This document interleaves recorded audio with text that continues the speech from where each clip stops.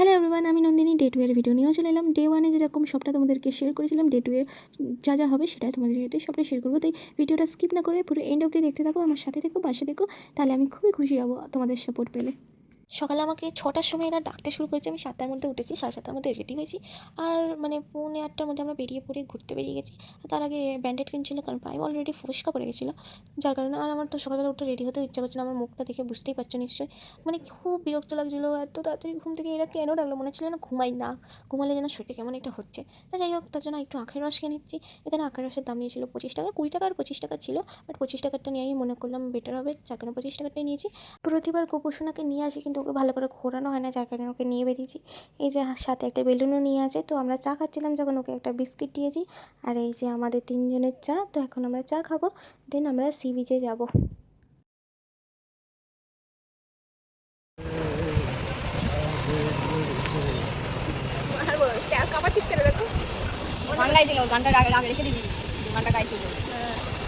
এখন আমি বিচের ধারে যাচ্ছি। তো এই দেখো, আমি একটু ঢং করে নিলাম একটু ক্যামেরার সামনে এসে।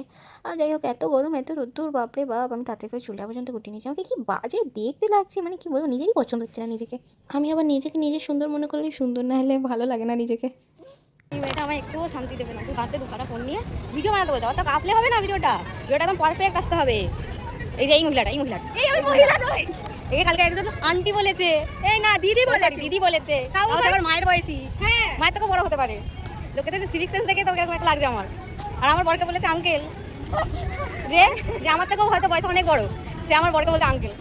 ভাইজি হয় নাকি আমার বরের? ভাবা যায়? এখানে সব এরকম লোক পাওয়া যায়, আর ইন্ডিয়াতেই পাওয়া যায় সব, আর কোথাও পাবেন না। এখন নাকি সকাল 8টা বাজে, মানে বিচের ধারটা দেখে কি বলবে, 8টা বাজে সবে, মানে লোক ঘিচকিচ হচ্ছে। মানে কি বলবো, সব লোক এখানেই চলে এসেছে, কিচ্ছু লোক বাকি নেই বোধহয়, সব মানুষ এখানেই হাজির হয়ে গেছে। তো যাই হোক, এখন আমি গোপুসোনাকে স্নান করাবো বলে যাচ্ছি। আর এদিকে দেখো, স্কাইটা খুবই সুন্দর দেখতে লাগছিলো, মানে আমার খুবই ভালো লেগেছে। স্কাইটা জাস্ট অসাধারণ লাগছিলো আমার, মানে এত ভালো লাগছিলো দেখতে। এখন আমি গোপুসোনাকে স্নান করাবো। ওর জামাটা এখন খুলে নিই, আর ওর উপর জিনিসগুলো খুলে রাখবো কিনা ভাবছিলাম। তবে বললাম না, হারটা খুলে রাখি, যদি স্রোতে চলে যায় বালাগুলো শুধু পরিয়ে রাখি।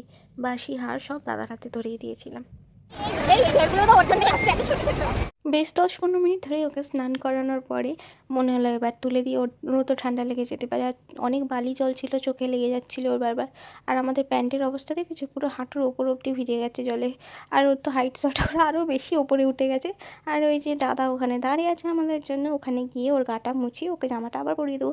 ওকে সকালে যে জামাটা পরিয়ে এনেছিলাম ওটাই নতুন জামা ছিল, ভাবলাম যে নতুন আর একটা জামা নিয়ে আসবো, কিন্তু ভুলে গেছিলাম, তাই ওই জামাটাই আবার আমাকে পরাতে হলো। ওর মুখটা দেখে মনে ছিল যেন ও অনেক খুশি হয়েছিল এই স্নান করানোর পর। তো এখন ওকে একটু আইসক্রিম দিচ্ছি, আমরা আইসক্রিম খাওয়ার আগে। এই যে তারপর আইসক্রিম খাওয়ার পর আমরা একটু মার্কেটটা ঘুরছিলাম, যদি কিছু পছন্দ হয় কিনবার। 1 মাস অন্তর বা প্রতি মাসে আমাদের প্রায় দীঘা আসা হয়ে যাচ্ছে। তো যার কারণে কিছু আর সেরকম কিনতে ইচ্ছা করলো না। তাও ভাবলাম মার্কেটটা একটু ঘুরেই দেখা যাক, কারণ এখনও মা, পাপা, মামা ওরা এখনও এসে পৌঁছায়নি। তো ততক্ষণ মার্কেটটা ঘুরে নিই। তো মার্কেটটা ঘোরা হতে হতেই দেখলাম ওরা ফোন করলো, ফোন করে বললো এসে গেছি, এখানে আছি, আয়। তারপর চিনি একটু ডাব খেলো, ডাব খাওয়ার পর আমরা ব্রেকফাস্ট করলাম। ব্রেকফাস্ট করার পরে আমরা রেডি হতে গেলাম একবার হোটেলে দিয়ে। তো চলো, আমি আবার রেডি হয়ে গেছি। মানে আমি তোমাদের সাথে তো সামনাসামনি কোনো কথাই বলতে পারছিলাম না, একটার পর একটা। আর তার মধ্যে তো আমার মামার ভিডিওটা নিশ্চয়ই দেখলে, কালকে এত জোরে ঢেউ দিয়েছিল, পোলটারে গিয়ে হাতে লেগে হাতটা অনেকটা কেটে গেছে। যাই হোক, মারা রোদে দাঁড়িয়ে আছে, আমরা ব্রেকফাস্ট করার পর এই ঘরে এসে চেঞ্জ করলাম। তো চলো এখন আবার আমরা যাবো সমুদ্রে স্নান করে। আমি ওখানে গিয়েও আর কোনো ভিডিও নেবো না, স্নানের তো কোনো ভিডিওই নেওয়া হয় না। ফোনটা থাক বাবা, ফোন নিয়ে করার কোনো মানে হয় না। এই একটা ফোন হারিয়ে ফোন পেয়েছি, তো তাই ওটা স্কিপ করে যাবো। কালকে যেহেতু ইনসিডেন্টটা ঘটে গেল, আমার হাতটা অতটা কেটে গেছে, মানে অনেকটা ডিপ হয়ে কেটেছে, ছুচালোর মতন বেরিয়েছিল পাথরটাতে, তো লেগে অনেকটা ডিপ হয়ে গেছে, যার কারণে প্রচুর ব্লিডিং হয়েছে। তো ওই ইনসিডেন্টের পর সেরকমভাবে কিছু করা হয়নি, যার কারণে ভিডিও ফলো বা যেরকম ভেবেছিলাম সেরকম কোনো ভিডিওই করা হলো না। তো যাই হোক, আমি এই জামাটা পরেছি, ও ওটা পরেছে, মানে আমি যেটা কালকে পরেছিলাম, আর যাতে কন্ট্রাস্ট করতে পারি, সেম সেম, একটু ডিজাইন আলাদা, কালারটা আলাদা। তো চলো আবার তোমাদের সাথে বেরিয়ে দেখা হচ্ছে। মা ফোন করে তারা দিচ্ছে, একটুখানি হালকা সাজুগুজু করে নিই। এখানে আমার মা তারা দিচ্ছে, আর এই বাসটার জন্য আরও লেট হচ্ছে। তো যেখানে ব্রেকফাস্ট করেছিলাম ওখানে এখন আমরা 3জন মিলে যাচ্ছি। তারপর ওখান থেকে আবার অটো করে আমরা উদয়পুর বিচে চলে গেলাম। উদয়পুর বিচেও সেম হালাত, মানে একদম লোক কিচকিচ করছে। আর যেহেতু নিউ দীঘাতে সব, মানে কী বলবো, নিউ দীঘাতে যেহেতু জোয়ার স্টার্ট হয়ে গেছে, কেউ নামতে পারবে না, সবাই উদয়পুরই চলে গেছে। তা আমরাও গেছিলাম, বাট এত ভিড়, এত লোকজন, শুধু একমাত্র চিনি স্নান করতে পেরেছে। আর এই যে বোন একা স্নান করছে, ওকে ধরতে বারণ করছে, মানে ও একাই করবে।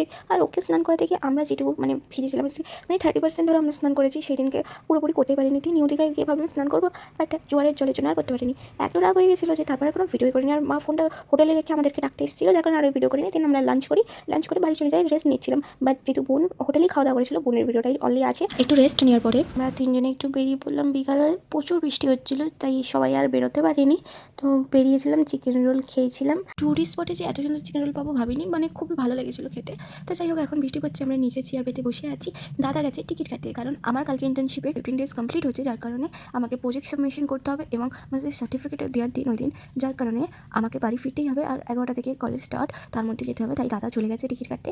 দাদা, বৌমনি আর আমি কাল সকাল সকাল বাড়ি ফিরবো, কারণ দাদার সকালবেলা কাজও আছে। আর মামা তো ভোরবেলায় বেরিয়ে যাবে, মামারও ডিউটি আছে, যার কারণে। আর এই যে মা, পাপা আর বোন, ওরা হচ্ছে বেলায় ধীরে সুস্থে বেরোবে, কারণ ওদের কোনো তাড়া নেই সেই দিন। তো যেহেতু দাদা গেছে টিকিট কাটতে, বোন খালি বলছে কুকুর ধরে নিয়েছে দাদাকে। আর ওখানেরই একজন দাদু, উনি স্টাফ ওখানকার, ওই দাদুর সাথে চিনি খুব কথা বলছিল। তো সেটাই দেখো কি পাকা পাকা কথা বলছিল চিনি। টাকাও নিয়ে নিয়েছে। হ্যাঁ, ওই তো তোমাকে বললো তুমি চলো, যাবো চলো, ছুরি নেবো বললো। না, তুমি একা একা যাও না, খুব পাকা। চ কুকুর ধরবে, দেরি হচ্ছে, ঘুরে যাবে। ওই চালা, আমি চালাবো। তুই চালাতে পারিস? এই গাড়ি চালাতে পারিস? চ, তুই পারিস? ওঠ।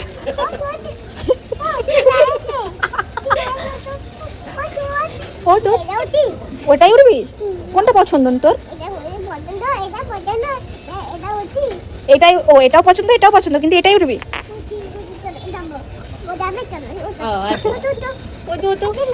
ট্রেন দাঁড়িয়ে আছে। টোটো এনে দে না, টোটো আনতে হবে। এই তো গাড়ি আছে, গাড়ি করে যাবি। দাদা হয়? আচ্ছা, তুমি এনাকে বলছিলে দাদা?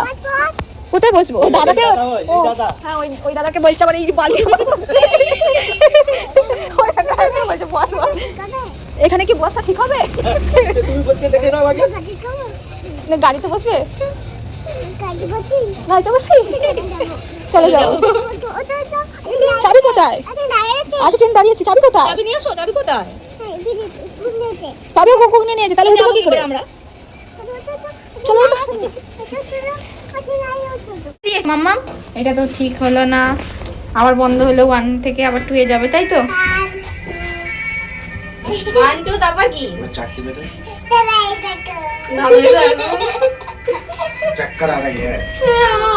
चाटने में तो ডিনারে তো ভিডিওটা নেওয়া হয়নি, কারণ ভুলে গেছিলাম। রাত্রে আমি খেয়েছিলাম রাইস আর চিলি চিকেন। আমার তো সব জায়গাতে ভিডিও করা চাই, তো এরা মনে করে ভিডিওটা করেছে, তাই ভিডিওটা তোমাদের দেখাতে পারলাম। আর আমি এখানে নাক ডেকে ঘুমাচ্ছি, যাকে বলে। যেহেতু আমাকে কলেজে যেতে হবে, বাড়ি গিয়ে রেস্ট নেওয়ার টাইম পাবো না, তাই আমাকে ঘুমিয়ে পড়তে হয়েছিল। আর এরা দুজন জেগে আমাকে পাহারা দিচ্ছিল। রকমের ঘরে পৌঁছানোর পরে স্নানটা করেই একেবারে বেরিয়ে পড়লাম কলেজের জন্য। আবার টোটো পেতে লেট হচ্ছিলো, মানে টেনশন যে আমাকে গিয়ে আবার লেখাটাও কমপ্লিট করতে হবে, ফটোগুলো চেপাতে হবে। এইগুলো সবই ফটো সবই বার করে রেখেছিল আগে থেকেই আমার বন্ধুরা। তো ওরা অনেক হেল্প করেছিল, যার কারণে আমি ওই দিনের মধ্যেই প্রজেক্টটা করতে পেরেছিলাম। আর স্যারকে বলা ছিল, তাই স্যার এক্সট্রা পারমিশন দিয়েছিল আমাকে পারমিশন দিয়েছিল। বাট সাহিলও আমার সাথে সাথে করতে শুরু করে দিয়েছিল, ওর বাকি ছিল বলে। দেন আমরা লাঞ্চ করতে মিয়ামরে যাই, কলেজের সামনে। মিয়ামরে গিয়ে খাওয়া দাওয়া করার পর আবার কলেজে যাই। দ্বিতীয় দিন আমাদের train, bus A to Z মিলিয়ে 10,787 টাকা খরচা হয়েছে। প্রজেক্টটা সাবমিট করার পরেই সার্টিফিকেট দিয়ে দেয়। দেন আমরা স্যারের সাথে গ্রুপ ফটো তুলি। তো এই ভিডিওটা এই পর্যন্ত ভালো লাগলে লাইক করে দিয়ে দেখা হবে নেক্সট কোনো ভিডিও। Tata everyone.